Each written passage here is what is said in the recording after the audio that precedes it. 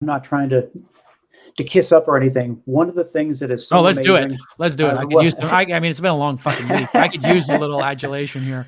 Go But for it. mean, I love when you have a founder on or anyone and you instantly are able to give the product roadmap within the first 5 minutes of talking to somebody. Yeah. And it's just, is that just time in the industry? But I mean, you just Yeah, lay it everything is. out and you can just see the wheels turning like, oh man, I didn't think about that. And they're just feverishly writing everything down because you've just given them everything. It's 100% reps. Think about it. I believe reps matter. So you look at Steph Curry. I am the Steph Curry of podcasting and picking startups. I have just shot more shots than most people, a lot more shots. And when you see Steph Curry do a shot and you're like, how's that possible? It's like, it's not possible. It's probable because he shoots shots from the logo. And if you go to the Warriors game before the Warriors game, you'll watch him shoot logo shots for 30 minutes. It's probable. He just took what was impossible and he made it probable. How did he do it? Reps. So, every day I interview somebody on the pod. Every day I talk about businesses and analyze them.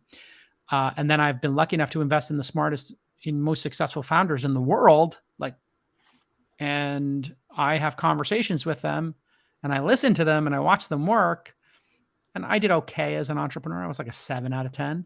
And I work with the 10 out of 10s, the 9 out of 10s, the 8 out of 10s, the 2 out of 10s. And because I see that whole range, I did it as a journalist too. The journalism is such an incredible gift because you ask people questions, you try to figure out if they're full of shit or not.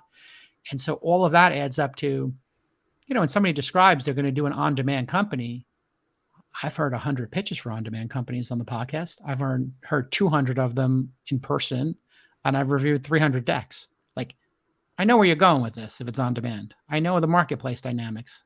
The signaling just becomes second nature. So if you just think about it like being a Jedi, like you saw like young Obi-Wan versus older Obi-Wan, Yoda, Qui-Gon Jinn, like these older Jedi, like they're not trying to figure out how to use the lightsaber. They don't even need to take the lightsaber out. They can just avoid the entire Mashugana and just figure it out. So I kind of feel like I'm moving into this peak Obi-Wan ability as a Jedi where, I might have been a little spastic when I was younger, but as you go and you've been in enough lightsaber battles, you've gone on enough missions, it just, your blood pressure is incredibly low and the game slows down.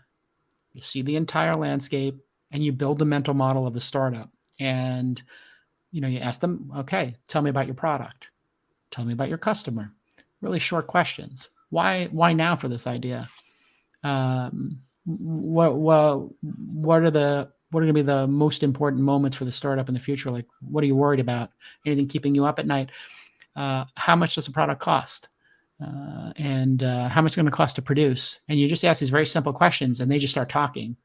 And literally, you ever see that Zach Galifianakis GIF where like the math is just floating everywhere in front of his face? And it's kind of a joke, like this fat Greek guy who's a dope is like doing like high-end calculus. Like it just becomes like startup calculus or the Terminator or a Jedi who can just lift a stone and move it. And you just, boom, the mental model just immediately presents itself. Now that doesn't mean I'm guaranteed to make 100x investment every time. It just means I kind of can see the playing field better than the next person. I play poker with Phil Hellmuth every week, like the greatest Hold'em player in the world. Like he just sees things and the game is slower for him. He can read people. I've played with Daniel Negreanu, who was also a great reader.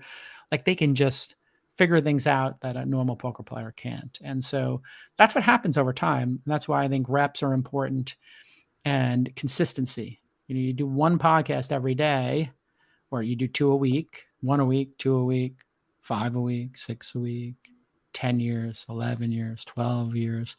All of a sudden, like being on a podcast becomes really easy. I mean, it just that with the emotional intelligence that you have. I mean, you are such an important piece so that you can tee everything up so that when you kick it to Sachs or you kick it to Chamath, I mean, everything is put in place, but you've put the foundation there to make sure the product market fit. You're solving the pain points of the customers. I mean, to watch all that stuff take place is just, it's really special to watch. And I appreciate that. I've passed on some deal memos that have come through, and then when they're on the show, and then I hear that you've figured out the product market fit, and I'm like, I should have known Jason was going to be doing something to fix the company, and now they're just printing cash. But I'll wait for him to come back to the second time around. Yeah, I mean, you typically have 3 to 10 opportunities. So I try to not worry about it. It's one of the great things is, in what we do is that you don't need to hit everything. Like I didn't hit Airbnb, but I hit Uber. Some people hit Coinbase. I hit Robinhood. You don't have to hit everything. You can hit some things and you're good. You only need to hit one Are you technically. stuck at your home office, socially distanced coffee shop, or your fancy, all bricked out corner office, wondering why no one can see your business and sales are all over the place? Sounds like you need a pro. That's why I developed the Anomaly Academy. Insert clever copy here. Oh, I guess I was supposed to put something else there. Oops. You can grab access to the Anomaly Academy now at zachmillersays.com/Anomaly Academy.